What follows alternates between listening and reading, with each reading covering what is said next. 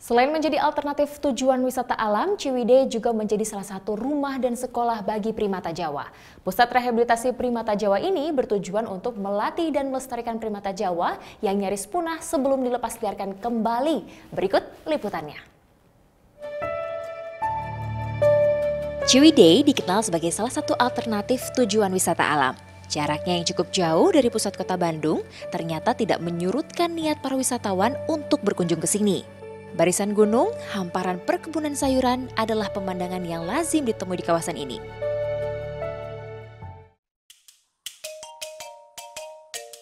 Selain identik dengan perkebunan sayur, Ciwidey juga merupakan salah satu lokasi konservasi dan rehabilitasi primata Jawa. Gerbang Pusat Rehabilitasi Primata Jawa yang dikelola oleh Aspinal Foundation ini jaraknya sekitar 20 menit berjalan kaki dari Jalan Raya Ciwidey. Nah, saya juga penasaran nih, ada primata Jawa apa aja ya di dalam? Pusat rehabilitasi primata ini telah beroperasi sejak tahun 2011.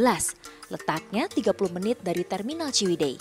Wilayahnya cukup tersembunyi dan tertutup, sehingga pengunjung harus membuat janji terlebih dahulu dengan pengelola sebelum datang ke sini.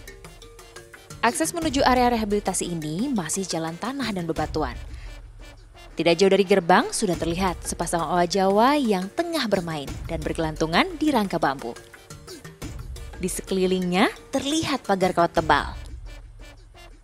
Pusat rehabilitasi ini berada di kawasan Gunung Patuha dan menempati lahan seluas 12 hektar milik perhutani.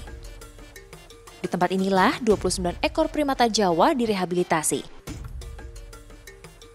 Di sini terdapat 3 jenis primata Jawa, yaitu owa Jawa, lutung, dan surili. Ketiganya memang primata endemik Jawa Barat, alias hanya bisa ditemui di Jawa Barat dan Banten.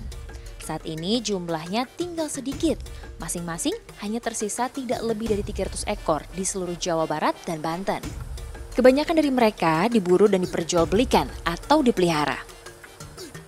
Karena alasan itulah Aspinal Foundation yang bekerja sama dengan Balai Konservasi Sumber Daya Alam Jawa Barat berusaha mendapatkan kembali primata-primata yang ada di masyarakat. Selamat siang, Kang. Ya, lagi aktivitas apa nih, Kang?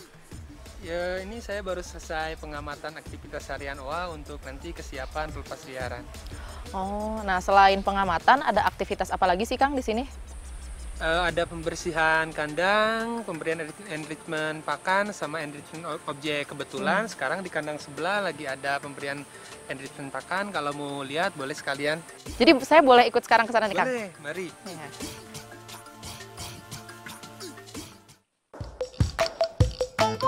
Pemberian pakan untuk primata Jawa tentu tidak boleh sembarangan. Semua ada aturannya, mulai dari waktu pemberian, cara pemberian, sampai komposisi makanannya. Meskipun sama-sama primata, komposisi makanan mereka ternyata berbeda-beda. Pakan owa Jawa didominasi oleh buah-buahan, sedangkan lutung dan surili lebih banyak porsi sayurannya. Potongan buah dan sayur ini tidak diberikan begitu saja, melainkan dibungkus terlebih dahulu dengan daun pisang. Nah, sebelum memberikan enrichment pakan, memang ada beberapa aturan yang harus dipatuhi, yaitu menggunakan masker dan juga sarung tangan. Bungkusan makanan disimpan pada bambu dan ditarik ke atas. Pemberian pengayaan pakan ini bertujuan untuk melatih insting mereka dalam mencari makanan. Ketika di alam liar, tentunya mereka harus berusaha mencari dan mengambil makanannya sendiri.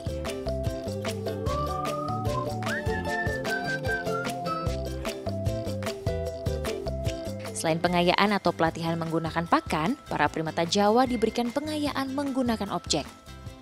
Biasanya perawatan satwa menyimpan boneka macan tutul di tempat yang terlihat oleh primata.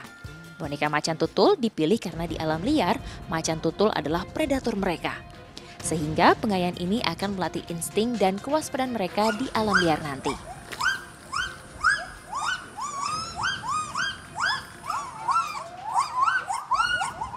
Sama seperti manusia, primata juga bisa stres bila merasa terancam. Bila sudah begitu, biasanya mereka akan buang air kecil sambil mengeluarkan suara untuk memperingatkan kawanan primata yang lain. Adanya perbedaan karakter setiap primata membuat kandang yang dibuat pun berbeda-beda. Di sini ada 2 jenis kandang, yaitu kandang net dan kandang open top seluas 25 meter persegi. Di dalamnya terdapat rangka dari batang bambu agar para primata dapat bergerak bebas. Selain itu, terdapat juga kandang karantina. Insting dan kewaspadaan para primata memang harus terus dilatih, bahkan jauh sebelum dilepas liarkan. Karena letak pusat rehabilitasi ini dekat dengan hutan, seluruh kandang dikelilingi oleh kawat tebal yang dialiri listrik. Fungsinya untuk melindungi mereka dari predator. Dan tentu saja agar mereka tidak kabur. Aliran listrik ini tidak berbahaya bagi primata, namun cukup memberikan efek jera agar tidak melewatinya. Primata di sini selain berasal dari masyarakat, banyak juga yang berasal dari animal park di luar negeri. Sebagian owa dan surili di sini pun berasal dari kebun binatang di Inggris. Dalam merehabilitasinya tentu ada kesulitan dan masa tersendiri. Perbedaan perlakuan di tempat asal, baik saat dipelihara masyarakat ataupun di animal park. Interaksi dengan manusia dibuat seminimal mungkin. Memang kalau di sini kita lebih susah yang dari kebun binatang, karena di kebun binatang memang perilaku yang dilakukan sama yang di tempat rehabilitasi itu beda.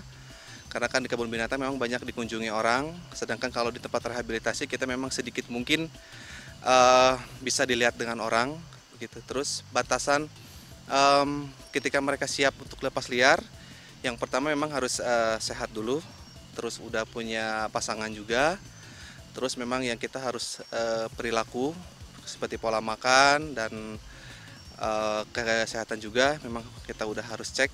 Nah kalau memang mereka udah memenuhi syarat itu, baru mereka bisa segera lepas liar. Selain faktor keamanan, kesehatan pun menjadi perhatian penting. Setiap primata yang baru datang, kesehatannya akan langsung diperiksa. Mereka juga tidak langsung dimasukkan ke kandang bersama yang lain, melainkan dikarantina terlebih dahulu selama 3 bulan. Untuk semua hewan yang baru datang, di sini pasti mereka akan mengalami proses karantina di fasilitas karantina kami. Minimal sekitar 3 bulan. Jadi pada saat kedatangan kurun ya antara seminggu atau 2 minggu kita lakukan pemeriksaan umum. Jadi hewan dibius, terus kita lakukan pemeriksaan fisik, cek berat badan, terus pengambilan sampel darah sama kotoran untuk dicek endoparasit. Kalau untuk darah kita screening untuk beberapa penyakit virus. Karena umumnya di primata, karena kan tujuan air satwa yang di sini nanti akan dilepas liarkan, mereka harus bebas penyakit.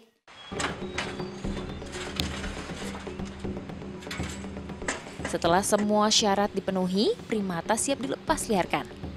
Primata yang dilepas liarkan adalah primata yang telah direhabilitasi di sekitar Gunung Tilu, Ciwidey. Sebelum dilepas liarkan, primata akan dipindahkan ke kandang habituasi. Kandang ini tidak berada di lokasi yang sama, melainkan berada dekat dengan wilayah tempat pelepas liaran. Salah satu lokasi pelepas liaran surili berada di Gambung. Berlokasi di sekitar kawasan Cagar Alam Gunung Tilu. Jaraknya sekitar 30 menit menggunakan mobil dari kaki Gunung Patuha. Akses menuju ke lokasi cukup berliku dan berlubang di beberapa tempat.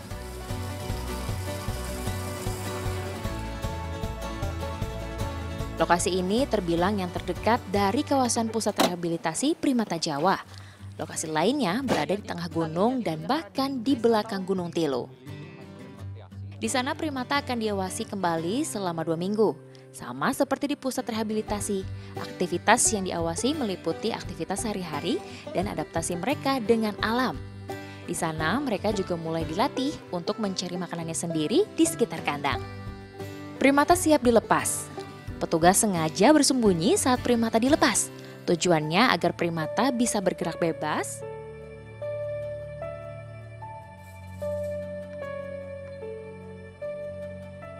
setelah dilepas, maka akan terlihat karakter mereka. Biasanya yang asalnya dipelihara masyarakat, gerakannya lebih lincah dan agresif. Sedangkan yang berasal dari kebun binatang lebih tenang, bahkan ketika didekati manusia. Nah ini gimana Kang? Kita udah bisa keluar? Oke, sip. Nah tadi 3 ekor surili yang sudah tinggal di kandang habituasi ini selama 2 minggu baru saja dilepas liarkan. Tapi walaupun sudah dilepas liarkan, aktivitas dan interaksi mereka dengan satwa liar di sini masih akan terus dipantau hingga 1 tahun ke depan. Nah biasanya mereka membutuhkan waktu sekitar 3 bulan hingga benar-benar bisa beradaptasi dengan lingkungan di sini sehingga kandang habituasi pun bisa dibongkar. Liza Kumaladewi, Tiki Nawazaki melaporkan untuk NET.